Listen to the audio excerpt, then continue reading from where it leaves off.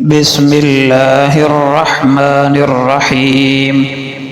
حضرت ابو ہریرہ رضی اللہ عنہ سے روایت ہے کہ رسول کریم صلی اللہ علیہ وسلم نے ارشاد فرمایا، تمہاری آگ جہنم کی آگ کے 70 حصوں میں سے ایک حصہ ہے۔ عرض کی گئی، یا رسول اللہ، یہ آگ بھی کافی گرم ہے۔ ارشاد فرمایا، وہ اس سے 69 حصے زیادہ گرم ہے اور ہر حصے میں اس کے برابر گرمی ہے۔ حضرت عبداللہ ابن مسعود رضی اللہ عنہ سے روایت ہے کہ نبی اکرم صلی اللہ علیہ وسلم نے ارشاد فرمایا، بے شک تم جنت میں اڑتے ہوئے پرندے کو دیکھو اور تمہارے دل میں اسے کھانے کی خواہش پیدا ہو تو وہ اسی وقت بھنا ہوا تمہارے سامنے پیش ہو جائے گا۔ حضرت انس ابن مالک رضی اللہ عنہ سے روایت ہے، نبی کریم صلی اللہ علیہ وسلم نے ارشاد فرمایا، اگر جنتی عورتوں میں سے زمین کی طرف کسی ایک کی جھلک پڑ جائے تو آسمان و زمین کے درمیان کی تمام فضا روشن ہو جائے اور خوشبو سے بھر جائے۔ حضرت عائشہ صدیقہ رضی اللہ عنہا سے روایت ہے کہ تاجدار رسالت صلی اللہ علیہ وسلم نے ارشاد فرمایا، مومن کو کانٹا چبھنے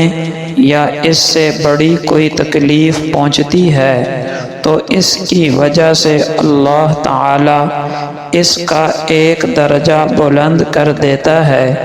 یا اس کی ایک خطا مٹا دیتا ہے۔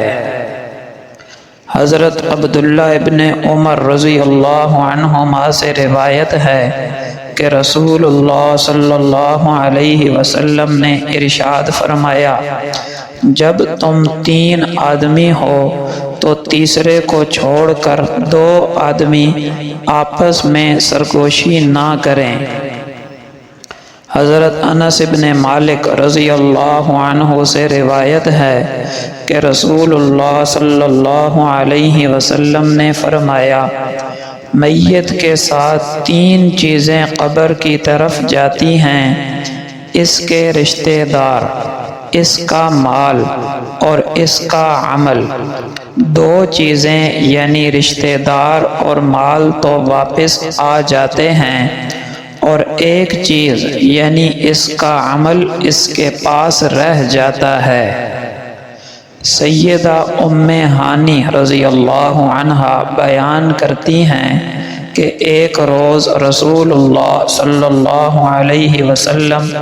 میرے پاس سے گزرے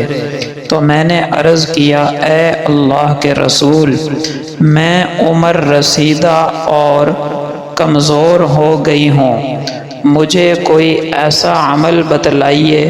جسے میں بیٹھے بیٹھے کر لیا کروں۔ تو آپ صلی اللہ علیہ وسلم نے فرمایا،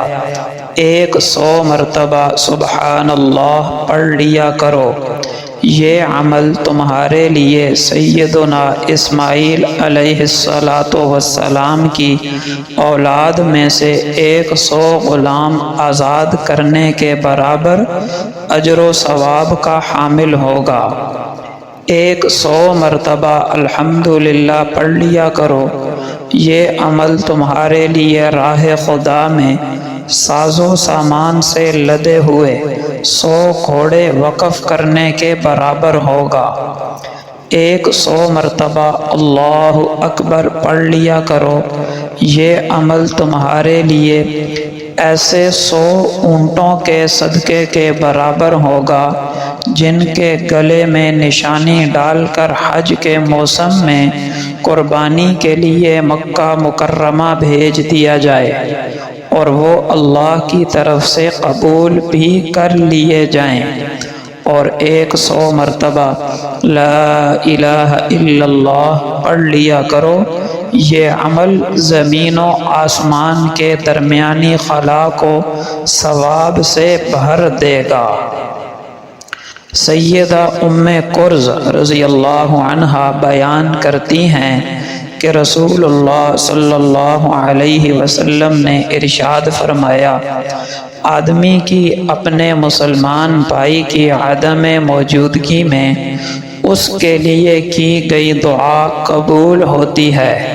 اور اس کے یعنی دعا کرنے والے کے سر پر فرشتہ کھڑا یہ کہہ رہا ہوتا ہے، آمین، اور اسی کے مثل تجھے بھی ملے۔ سیدنا عبادہ ابن صامت رضی اللہ عنہ بیان کرتے ہیں کہ رسول اللہ صلی اللہ علیہ وسلم کو میں نے یہ ارشاد فرماتے ہوئے سنا، جو شخص تمام مومن مردوں اور عورتوں کے لیے بخشش کی دعا کرتا ہے، اس کے لیے ہر مومن مرد اور عورت کے بدلے میں ایک ایک نیکی لکھ دی جاتی ہے۔